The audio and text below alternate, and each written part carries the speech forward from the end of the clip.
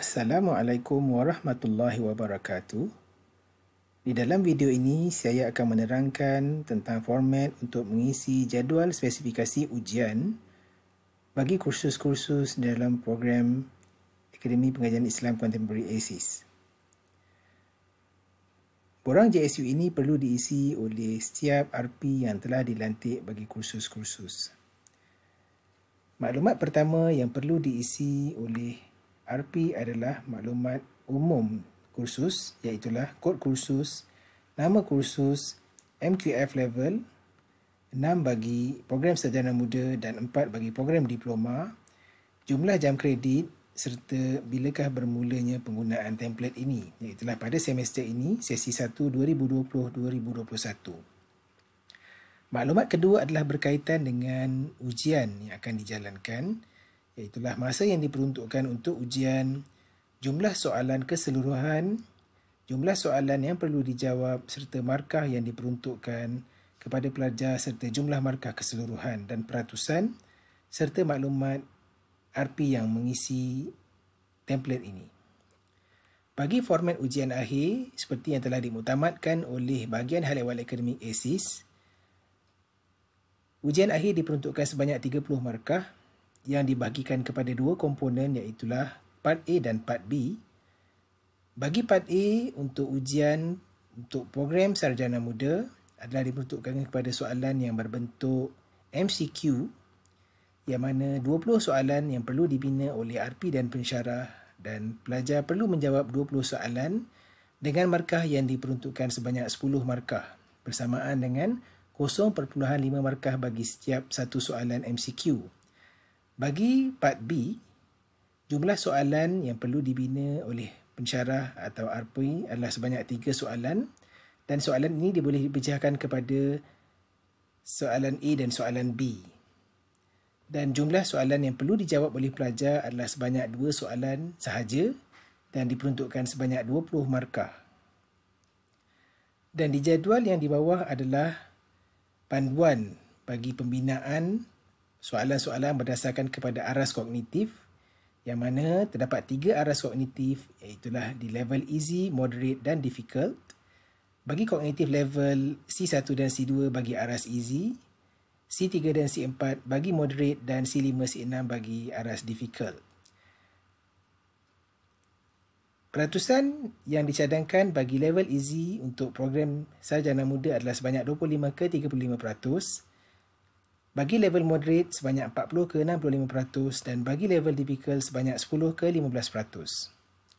Seterusnya, RP perlu mengisi maklumat berkaitan CLO, iaitulah Course Learning Outcome bagi kursus, dan maklumat ini boleh didapati oleh RP di dalam laman web AIMS. Seterusnya kita pergi kepada muka surat yang kedua, yang mana RP perlu menyenaraikan topik bagi kursus, dan bagi tujuan video ini, kursus yang dipilih adalah kursus IMU 400 Ekonomi Islam, yang mana di dalam kursus ini terdapat 14 topik yang perlu diajar oleh setiap pensyarah selama 14 minggu.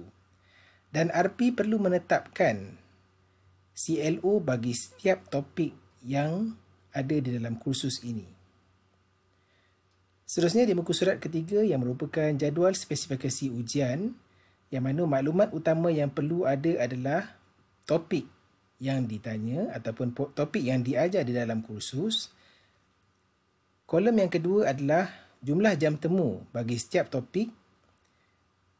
Kolom yang ketiga bagi peratusan jumlah jam temu keseluruhan, dan kolom yang keempat adalah peratusan berkaitan dengan peperiksaan yang ditanya di dalam soal ujian akhir. Dan jumlah di bawah adalah bersamaan dengan jumlah yang diambil. Sebagai contoh, bagi kursus 3 jam kredit, jumlah jam keseluruhan sebanyak 14 minggu adalah sebanyak 42 jam. Dan bagi kursus 2 jam kredit adalah sebanyak 28 jam bagi setiap semester. Dan 42 jam ini perlu dibahagikan kepada topik-topik yang diajar, dan bagi kursus ini sebanyak 14 topik perlu diajar dalam masa 14 minggu, maka 42 kita bagikan dengan 14 dan kita akan dapat 3 jam. Walau bagaimanapun, peruntukan jam temu bagi setiap topik adalah berbeza-beza bergantung kepada pertimbangan yang dibuat oleh RP dan pensyarah. Bagi kursus-kursus yang mempunyai jumlah topik yang kurang daripada 14 minggu, maka RP dan pensyarah perlu memastikan bahawa jumlah TMHR ini perlu mencapai 42 jam, iaitulah jumlah minimum pertemuan bersama pelajar secara face-to-face bagi setiap semester. Seterusnya, bagi TM peratusan adalah percentage ataupun peratusan jumlah jam temu, yang mana formula yang akan digunakan adalah jumlah jam temu dibahagikan dengan jumlah keseluruhan 42 jam, iaitu jam temu keseluruhan selama satu semester, dan dibahagikan dengan 100. Ini bermaksud bagi topik 1 diperuntukkan 7% bagi jumlah jam temu keseluruhan sebanyak satu semester, yang mana ia bersamaan dengan 3 jam bagi setiap semester. Manakala bagi peratus peperiksaan adalah melihat kepada jumlah soalan dan jumlah markah yang ditanya di dalam ujian akhir berdasarkan kepada topik-topik yang dinyatakan. Bagi kolom seterusnya yang mana melibatkan kepada aras kognitif C1, C2, C3, C4, C5 dan C6, RP dan pensyarah perlu memastikan bahawa soalan-soalan yang dimina adalah berdasarkan kepada level kognitif ataupun aras kognitif yang telah dicadangkan di awal tadi. Oleh yang demikian, bagi part A dicadangkan untuk RP untuk memfokuskan kepada aras yang rendah, iaitulah C1, C2 ataupun C3 dan C4, yang mana jumlah keseluruhan bagi soalan MCQ adalah sebanyak 20 soalan, yang mana setiap satu persoalan berjumlah 5 markah.